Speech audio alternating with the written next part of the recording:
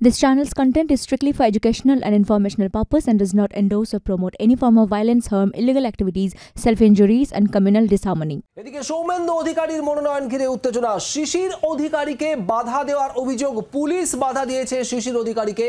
কাথির BJP প্রার্থী হিসেবে সৌমেন্দু অধিকারী তিনি মনোনয়ন দিতে যান এবং সে সময় শিশির অধিকারীকে বাধা দেওয়া হয়, এমনটাই অভিযোগ। পুলিশের বিরুদ্ধে বাধা দেওয়ার অভিযোগ। তমলুকের নিমতৌড়িতে ডিএম অফিসে এই গোটা ঘটনাকে কেন্দ্র করে উত্তেজনা ছড়ায়। পরে শিশির অধিকারীকে ডিএম অফিসে ঢুকতে অনুমতি দেওয়া হয়।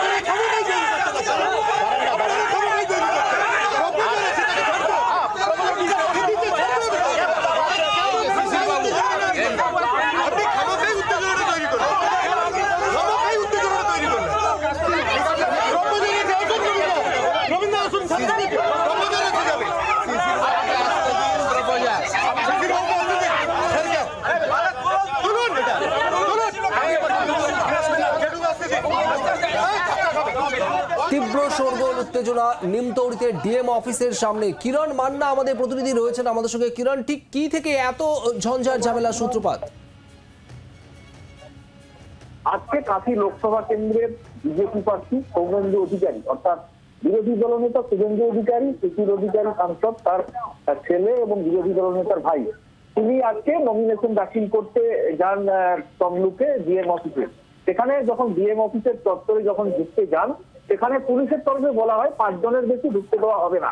সেই জায়গায় সাংসদ শিশির অধিকারী তিনি সেখানে ছিলেন, প্রস্তাবক হিসেবে যাচ্ছেন অনেকে। সেই জায়গায় যখন গেটের কাছে আসে, পুলিশ তাদেরকে আটকে দেয় এবং তাকে বাধা দেয় শিশির অধিকারীকে ভেতরে ঢোকার জন্য। সেক্ষেত্রে উত্তেজনা হঠাৎই তৈরি হয় এবং সেই উত্তেজনার প্রেক্ষাপট থেকে সেখানে পুলিশের সাথে বচসা তৈরি হয়।